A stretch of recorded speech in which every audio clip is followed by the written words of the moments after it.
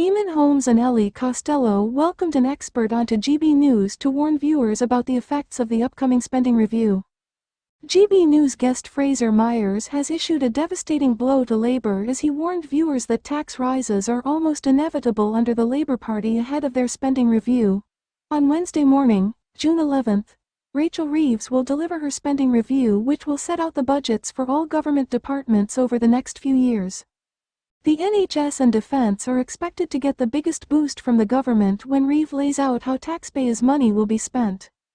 The Chancellor is also expected to announce £36 billion to help build social and affordable housing over the next 10 years, as well as extending the £3 bus fare cap in England until 2027. The politician has already said 3/4 of pensioners will receive winter fuel payments after a government U-turn, and free school meals will be expanded to 500,000 children whose parents are receiving universal credit.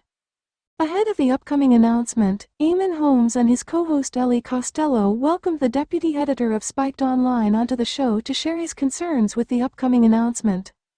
One of the big issues Eamon raised was how Rachel Reeves agreed to spend £14 billion of taxpayers' money on a nuclear plant at Sizewell C, but the editor warned that the real cost to erect the building will be much higher.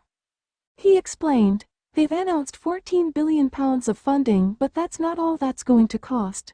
But another issue he pointed out is that many of the promises the government leaders have given over the past few years still haven't come to pass.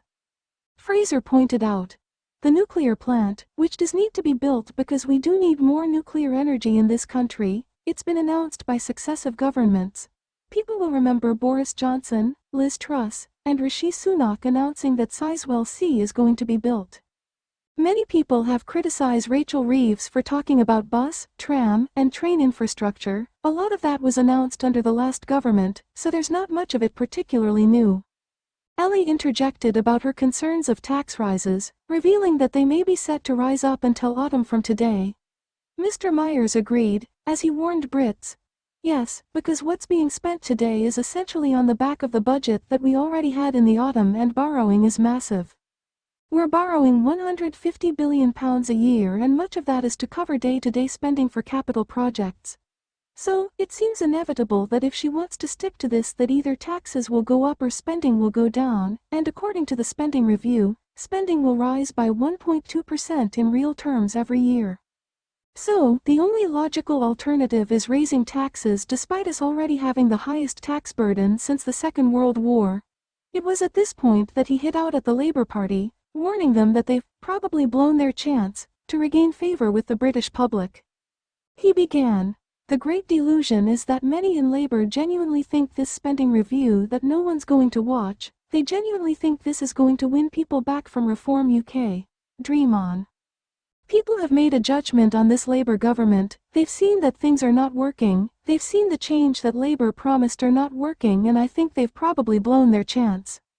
It didn't take long before fans flooded to X, formerly known as Twitter, to share their frustrations online, with one user fuming, "It's bribery, plain and simple. Labour are basically dangling free money, which is ours in the first place, in front of the electorate votes. So technically Labour are breaking the law by offering money for votes." Another pointed out, "Tax rises happen every year under every government, it will be the same under Reform UK as well."